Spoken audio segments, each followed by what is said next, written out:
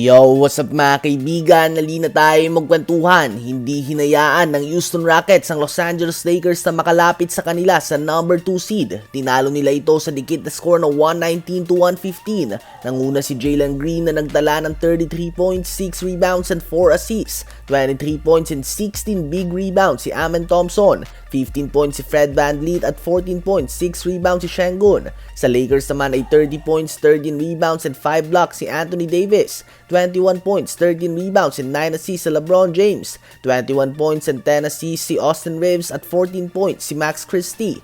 Naging controversial ang final possession ng Lakers dahil tumatawag nga ng timeout si LeBron ngunit hindi ito nakita ng officials na nagresulta sa pagkakaagaw ni Fred VanVleet dahil hindi nga ito mga kaibigan na steal na LeBron. Dahilan kung bakit ang one possession game sana ay naging 4-point lead.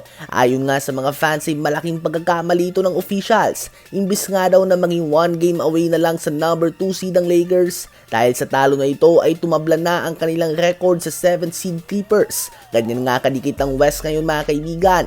Habang OKC Thunder naman ay inangat na nga sa 15 ang kanilang magkakasunod na panalo matapos sa talunin ang reigning champions Boston Celtics sa score na 105-92. After being down by as much as 13 points sa first half, pinakita nga ng second youngest team sa NBA ang kanilang resilience at composure sa second half. Nilimit nga nila ang Celtics sa 15 points third quarter at 12 points naman sa fourth quarter. Ang isa sa mga pinakamalakas na offensive team ay hindi nga makaporma sa second half. Na-outscore ng OKC ang Celtics 29-12 sa fourth quarter at ito na nga ang nagbigay sa kanila ng malaking panalo. Nanguna si Shai Gilgeous-Alexander na nagtala ng 33 points, 11 rebounds, 6 assists, 3 steals and 2 blocks. 15 points din si Wiggins, 14 points si Lu Dort at 13 points si Wallace. Sa Celtics naman ay 26 points, 10 rebounds si Jason Tatum, 21 points si Jaylen Brown at 19 points, 9 rebounds si Kristaps Porzingis.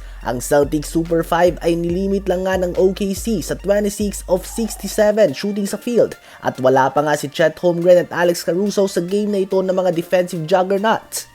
Inangat naman ng Cleveland Cavaliers sa 10 ang kanilang magkakasunod na panalo laban sa Charlotte Hornets sa score na 115-105. 25 points si Darius Garland, 19 points si Donovan Mitchell, 19 points, 11 rebounds si Jarrett Allen at 17 points, 5 rebounds si Evan Mobley.